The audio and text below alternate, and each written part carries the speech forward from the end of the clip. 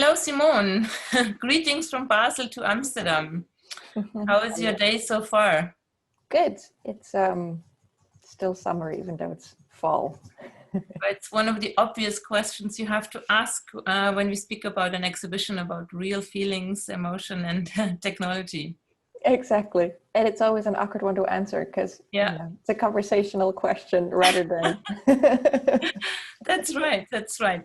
So the focus of our conversation, of our talk today, will be on the new work that you have realized for our exhibition, Real Feelings, Emotion, and Technology, an exhibition that the piece has been co-commissioned by HEC, House of Electronic Arts, Basel, and MÜ Hybrid Art House in Eindhoven, which is, and your work is titled Elephant Shoes. But I think we should also take the opportunity to look at your work in a broader context, and maybe we can also discuss some other works of yours that have been inspirational also for the new work. Of course, of course.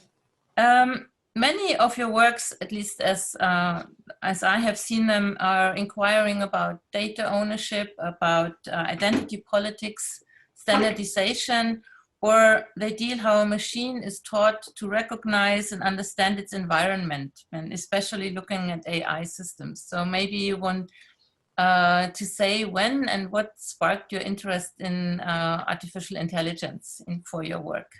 Sure.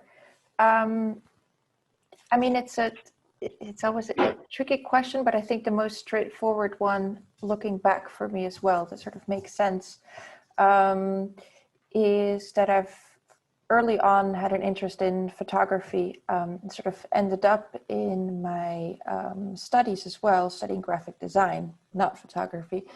But I think, and that came out of an intense change in technology at that time as well, sort of photography moving from a traditional medium into something that is digital. And at that point, this is like around 2006 when I started my studies, digital photography wasn't so much something that was amateuristic, it was still difficult to attain. So the school as well was struggling with what are we teaching within photography beyond sort of the theories behind visual cultures.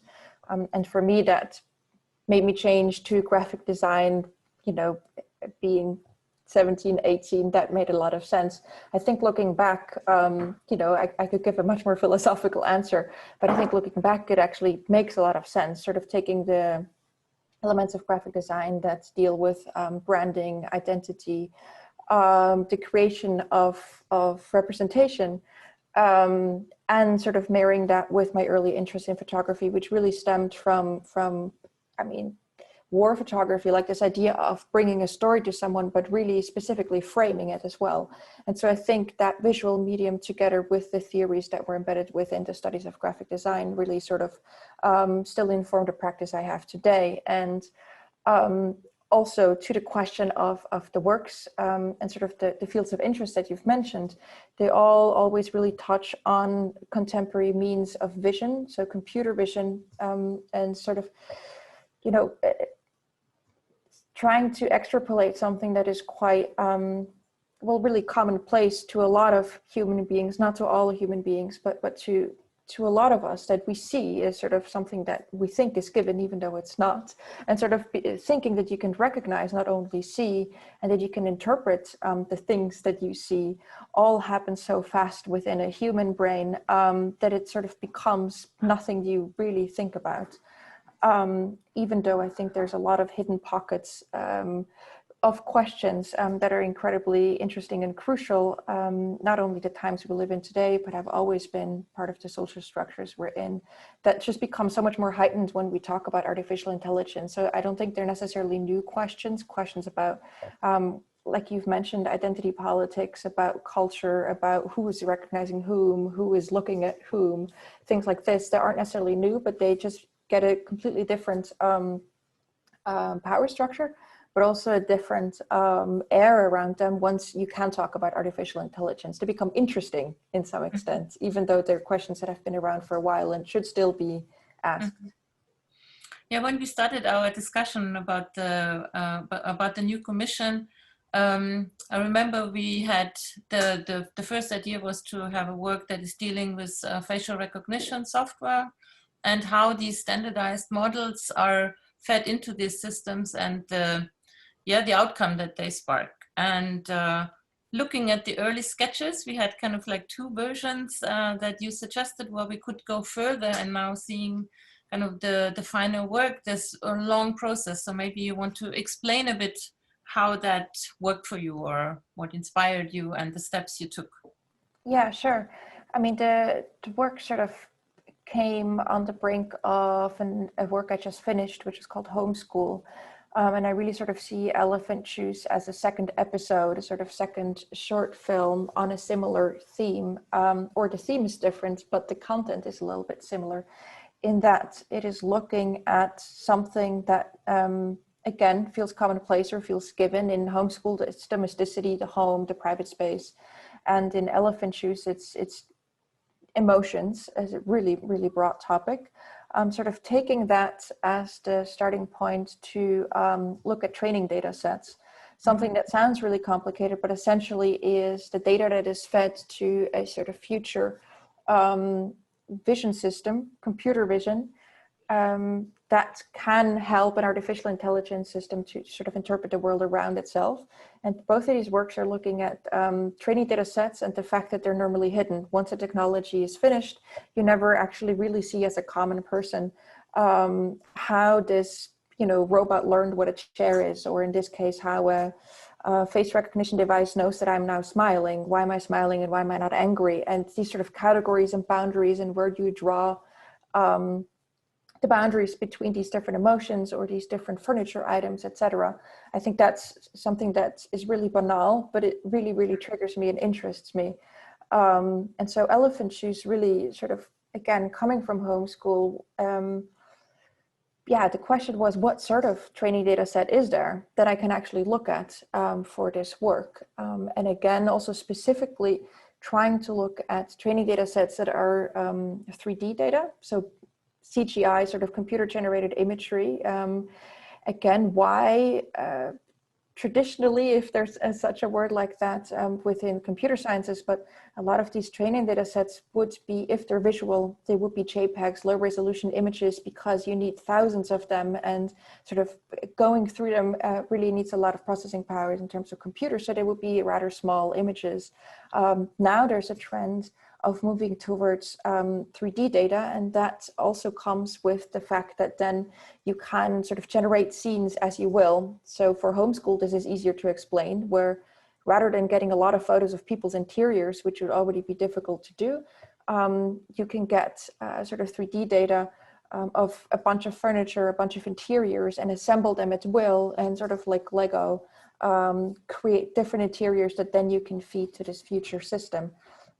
So again, the question with emotions, I was like, can there be something similar to train a computer system what emotions are?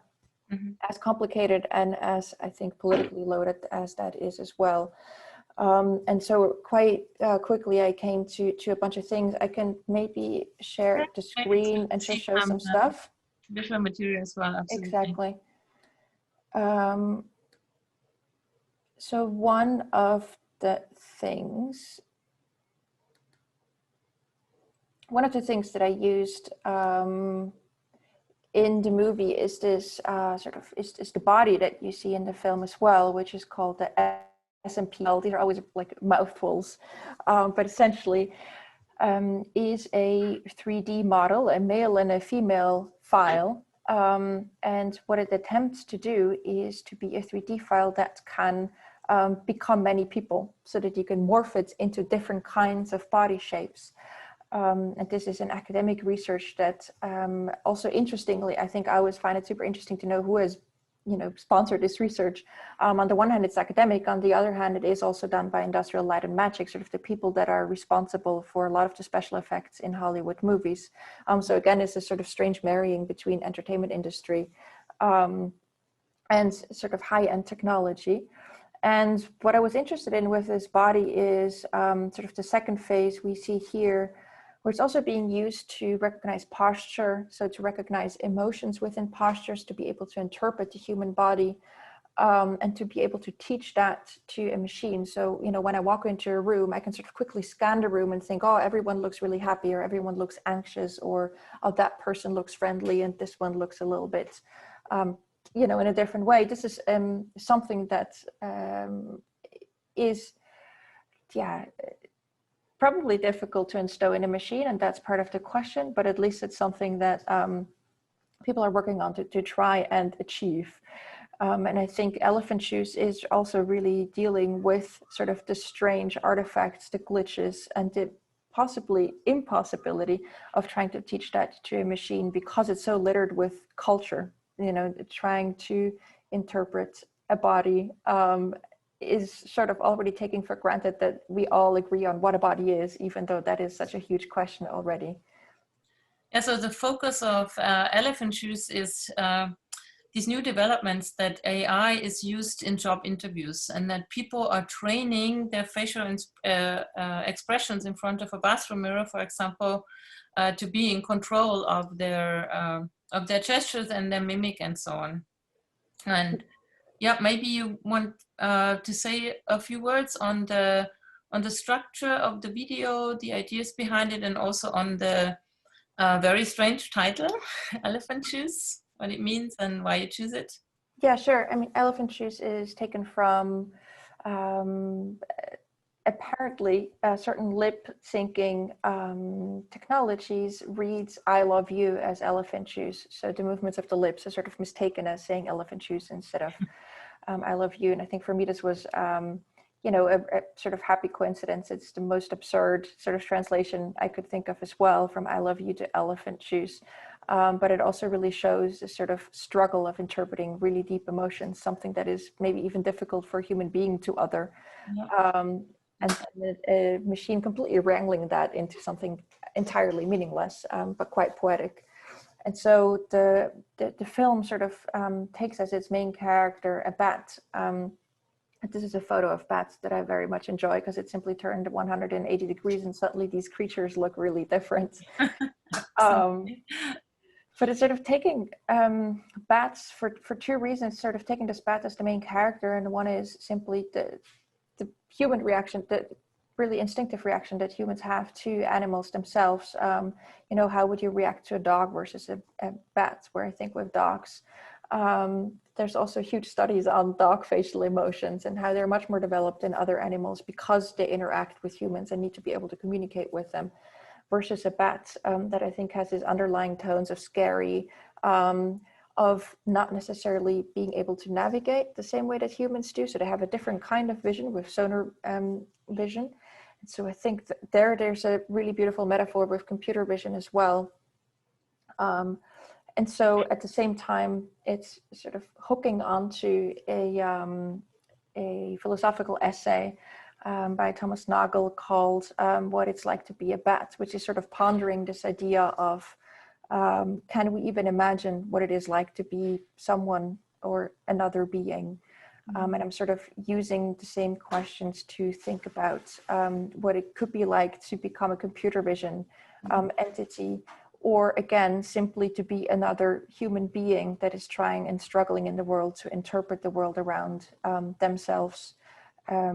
And so I think taking the job interview was sort of this main moment that we're all probably incredibly nervous about, where you're really scrutinized in front of people, in front of a jury, and sort of knowing that a lot of this, you know, before Corona, who knows what's going to happen now, has sort of moved online in front of a camera, in front of a web camera specifically, where you're asked to answer a set of questions and then your facial movements, your expressions are analyzed according to a set of sort of aspects that you're supposed to perform during the job. I think, you know, that is not just a utopia, that is a reality for a big part of society, even though it's hidden systems. It's nothing that we really talk about. It's something that you encounter in this really crucial moment in life, and we don't really know how these systems act, you know, be it a bat or be it a computer vision system. Oh, absolutely. I'm not sure if you prepared also some visual material. I think it would be good to have kind of a short clip before we talk more about the work for I have the audience to get an understanding. Maybe let's play that. A human trying to imagine what it is like to be a bat is restricted to the resources of their own mind. Is this what it is like to be a machine learning system? Tomorrow is your job interview. It will be conducted by a web camera. All that is left to do is to train your face.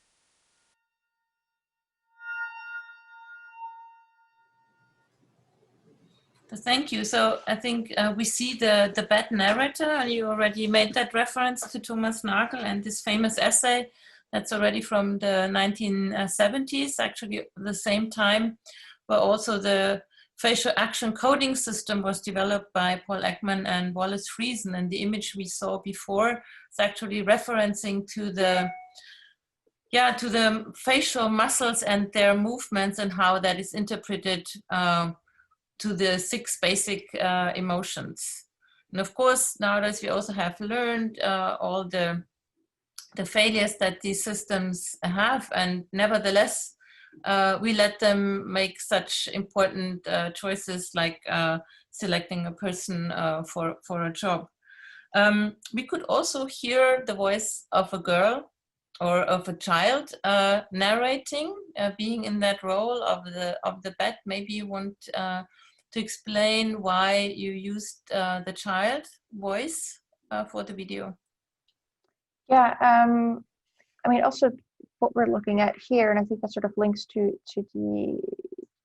working with Chiara on the film for the voiceover, is parts of the film are rendered in a way that you would expect 3D images to look. So there's sort of world renderings, and then there's bits and pieces that are looking more like this, and those are depth renders. So it's a different way of looking within 3D space, not necessarily meant for the human eye, and sort of trying to reference the way that a bat or another being is also, navigating the world. Mm-hmm. And I think the child, to me, has also a very different way of moving through the world than an adult, meaning that the way of interpreting, in this case, emotions, comes from a really different place, comes from a really intuitive place, but also comes from a place of context of whatever parents, school, reference material, whatever they have in terms of books, films, media. Mm-hmm.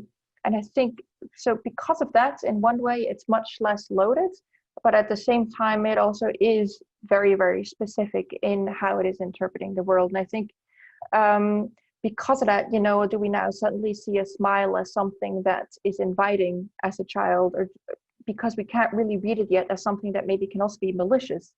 I think there's something quite pure and beautiful within that. And so using the child, I think, was trying to make a reference to this very different way of looking that we've already forgotten once we pass a certain age. And I think is not necessarily trying to say that, AI is moving through the world in the same way, but is trying to say that it can't necessarily be blamed, right? There's someone else behind that that should take a certain accountability and an agency. Mm-hmm. That's actually a reference that is often made regarding the training of AI, that or this reference comparing it to a child that is experiencing the world anew and learning everything from scratch, sort of. And of course, it's us who are responsible for the values, for the criteria of what it is learning. When we look, for example, on a work by Zach Blas, where he was referencing Tay, this Twitter bot that was trawled in 2016, and within 24 hours, it turned into a racist entity. Right. So basically, the technology is not neutral, but it's neither bad nor good. It's kind of us who are deciding in which way to push it. Yes. Yeah, and I mean, as a filmic choice, I think, you know, it's a way of making the movie a little bit more lighthearted. Like it's always right. If it will be sort of David Attenborough narrating the film, it will be a completely different entry point. So it rides those two trains, I think. Yeah. One thing that I also would like to go back to, and I don't know, maybe we can also have, you have a still that shows it, is you were saying earlier where your inspiration comes from as a graphic designer, and the materials that are not necessary, or perception, what are they made for and for whom. The material, you use the interior spaces, the bathroom, for example, and also the human body, that are all stemming from computer vision training data sets. Maybe you can also explain a bit more. Sure. What you are using there. We can, oh, I need to share the screen, not just press play. Let's good. Yeah, here we go.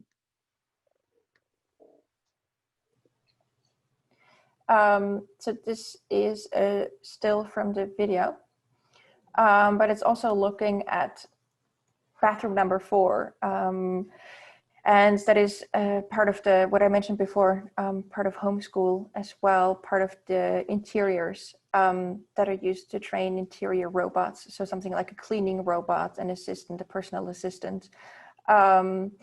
And what really strikes me in making these animations is that this data always makes the animation look quite old, if such a thing really exists in CGI. Like it doesn't look par with the standards of what someone would expect, for example, in gaming culture, where it's really high resolution, it's really photorealistic. Suddenly all of the sort of the things that I use in my films look 10 years old, and that's also true, right? It's like that makes it sort of cutting edge for artificial intelligence training data. Simply because, again, sort of file size and limitations in terms of where do you even get this information? Like, where do you get enough bathrooms, or where do you get enough emotions that are 3D scans to train? And I mean, when I say where do we get enough, it's like thousands of examples that are assembled. And, you know, often the answer to that, as far as I found, is quite mundane. It's sort of in SketchUp warehouse, softwares like that. Or people that have been scanned for an anthropometric, like a body measurement database by the US Army in the year 2000. Mm-hmm. So I'm basically digging through a lot of these sort of, you know, research papers and ending up basically back again in sort of the world of gaming, or the world of fan art, the world of sort of, that isn't open source, that is actually going against copyright, right? Where you're like remaking things that you really, really like in a software like Blender, an open source 3D software, sharing that with your online communities.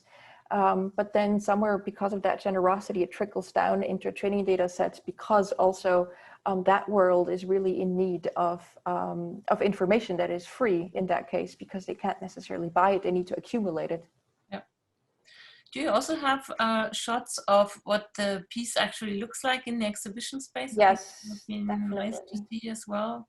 Definitely. Yeah. Yeah. So it is a screen that is suspended from the ceiling and floating. And also interesting is that it's sort of the work extends into the lobby, or into the other area of the world, yeah. into the real world, exactly. Exactly. Yes, yeah. There's a part of it in the public toilets of Heck Basel, and I think that might be like the least you know, spectacular place, but I think because of that, it's for me, it's the most exciting one, because it sort of hits you in your everyday. And it's 7 categories of emotions written on the mirror. And you've before mentioned sort of the 6 categories of emotions that are used, or that have been defined by Paul Ekman.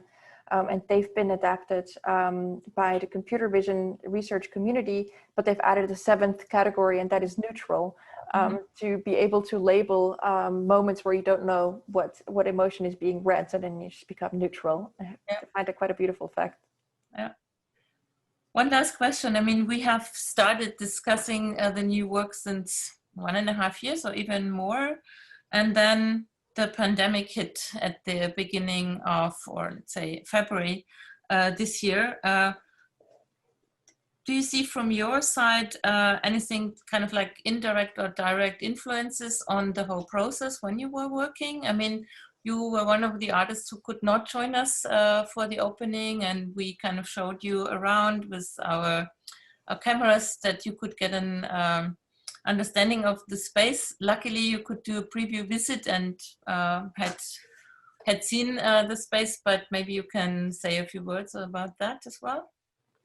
Yeah, I mean, like you say, I think there's obviously things that, you know, they didn't change the work, but I think maybe reflect differently either the content of the work or also simply the production. And I mean, in terms of the content, I think there's two aspects, and one is this idea of the, you know, ever prominent web camera. So in this case, sort of being part of a job interview, suddenly we are in sort of a world of Zoom and gloom, you know, sort of that's where we meet. And so I think, again, that's something that isn't necessarily in a really far away future, but actually has happened much quicker than anyone could have expected.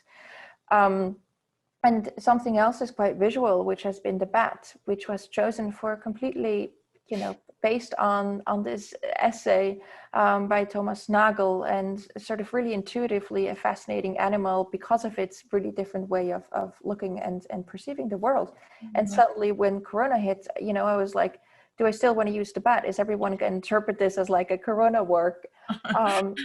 And it also made me feel quite differently towards the bat as well, right? So sort of, again, sort of trying to find someone to blame. And in this instance, it just became the bat rather than an artificial intelligence system. But so I think the symbol of that animal became so much more loaded, at least for me personally.